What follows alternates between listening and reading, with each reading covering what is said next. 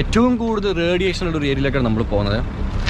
Radiation എന്ന് വെച്ചാൽ നമ്മുടെ ശരീരത്തിന് ഒരുപാട് പ്രശ്നങ്ങൾ ഉണ്ടാക്കുന്ന ഒരു സംഭവം. അതും ന്യൂക്ലിയർ റിയാക്ടറിൻ്റെ പൊട്ടിത്തെറിച്ച വകയിലുള്ള റേഡിയേഷനാണ്. അപ്പം കെയർ ചെയ്യണം. വേറെ കാര്യം കൂടി ഗൈഡ് എനിക്ക് സ്പെഷ്യലായിട്ട് ഇത് എൻ്റെ കയ്യിലൊരു റേഡിയേറ്ററിൻ്റെ ഒരു സാധനം തന്നിട്ടുണ്ട്. ഇതിലറിയാൻ പറ്റും എത്രത്തോളം റേഡിയേഷൻ ഉണ്ട് എന്നുള്ളത്.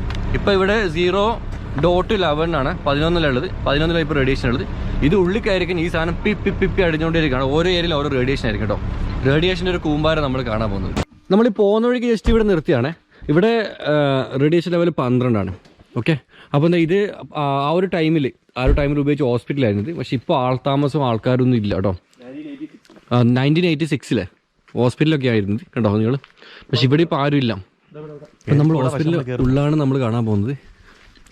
മരമൊക്കെ വീണിട്ട് നോക്കിയാൽ നിലത്ത് മരത്തിൻ്റെ പലകയാണ്. തണുപ്പൊന്ന് രക്ഷപ്പെടാൻ വേണ്ടി പഴയ എഴുത്തൊക്കെ പഴയ അന്ന് ഉപയോഗിച്ച പേപ്പറും കാര്യങ്ങളൊക്കെ ഇവിടെ ഉണ്ട്.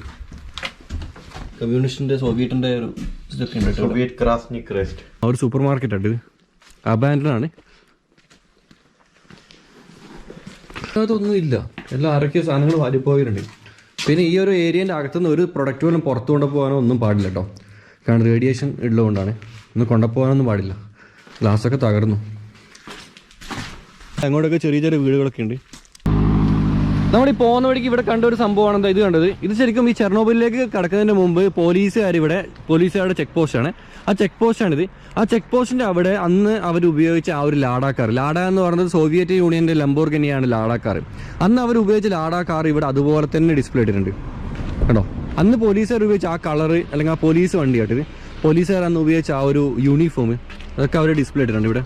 ഇതൊക്കെ 1986 കാലഘട്ടത്തിൽ ഉണ്ടായതാണ് കേട്ടോ.